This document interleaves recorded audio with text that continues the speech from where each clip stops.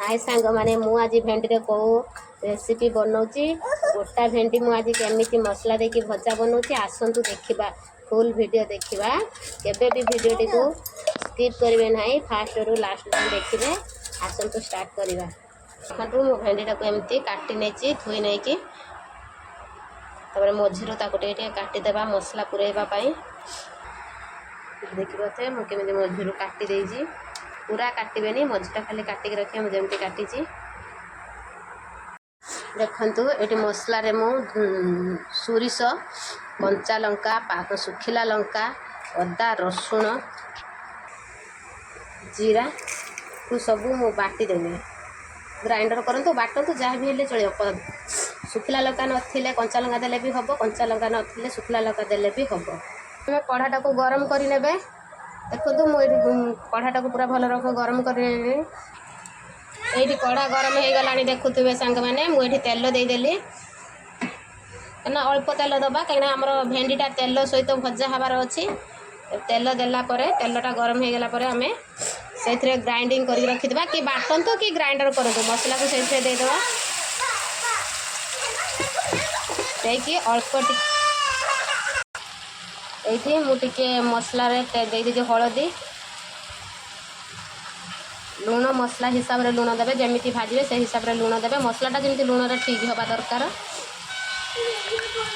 देकी भल भाव मसला को भल भाव कषि ने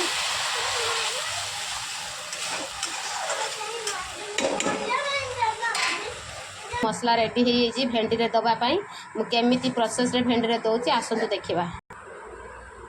देखिए मोर मसला भेंडी रेडी अच्छी।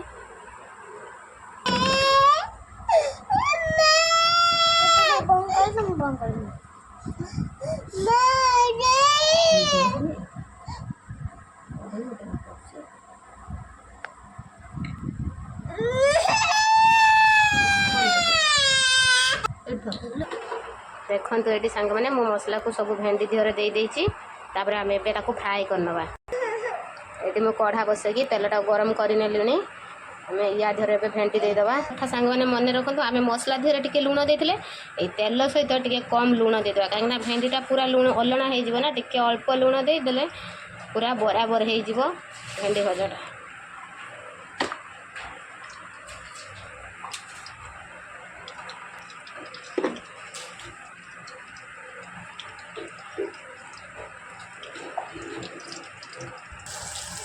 देखिए सांग मैंने मोर भजा चलती मोर फाड़े लेखा हो गला आम एपटा को पुणी नौटे दबा।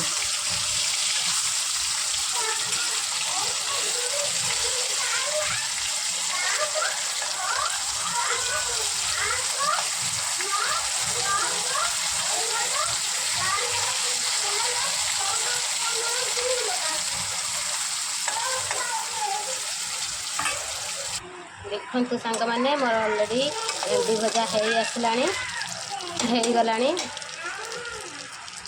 आम ताको काढ़ी नवा। जो मैंने भी मो वीडियो को देखुंट केमिति लागला कमेंट रे निश्चय जणाइबे। जो मैंने भी घोटा भेंडी भजा खाई से तो निश्चित जानी थे केमिति लगुच निश्चित कमेंट रे जणाइबे। आ जो मैंने भी खाई नहांती एमिति बने की थरे खातु आ केमिति लगुच निश्चय कहिबे। रहूचु बाय बाय।